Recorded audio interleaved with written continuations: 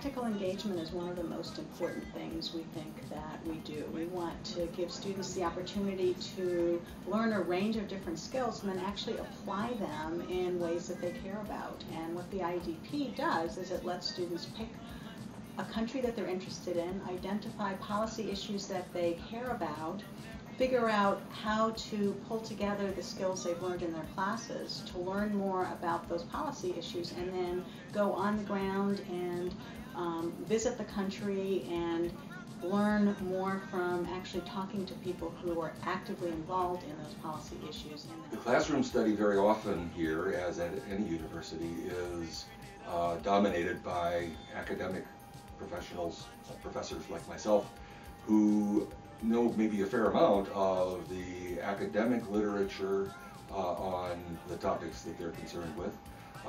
They may or may not have had much experience with policy out in the field.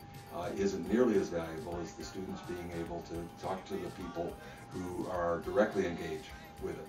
So going to these developing countries, meeting quite intensively with people in government, with people in non-governmental organizations, with people in international institutions, sometimes with people in business. These are the sorts of things that students in the IEDP in the past have done. It's a really unique opportunity for students to really test their hands at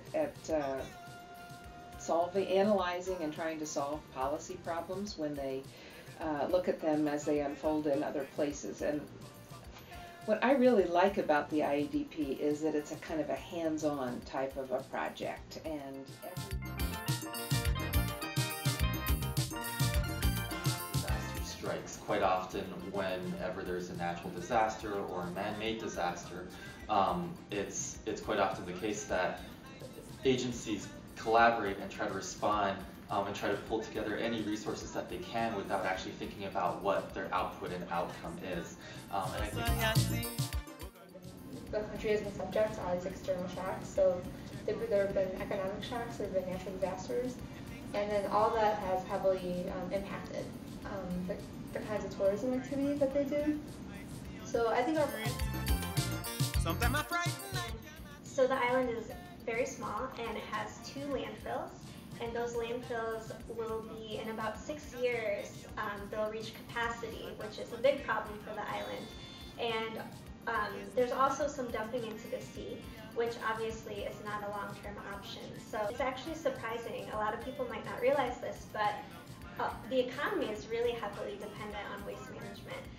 Because tourism makes up such a large part of the economy, and tourism relies on this idea or this reputation of Grenada being this very beautiful tourist destination, vacation place. If waste management if that system isn't efficient and the country's known as being a dirty country, tourism is going to decline and that'll really hurt the economy.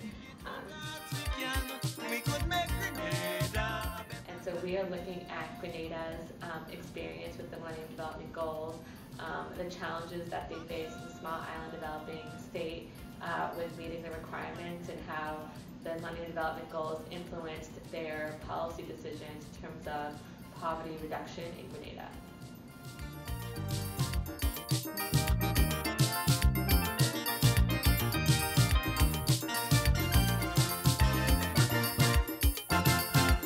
Some things that does really make me unhappy is when I see people here in my country creating some false impressions about us, telling the whole world Grenadians of course.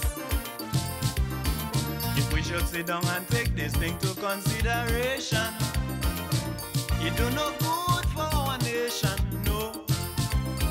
So if we want the country to be outstanding among the rest, we got to try some constructiveness.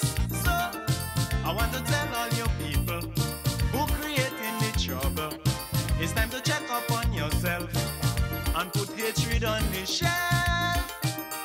Then your eyes will open to see, oh God, a nice place Grenada could be, and you'll be proud. I love my Grenada, my homeland forever. Sing the chorus louder, tell them about Grenada.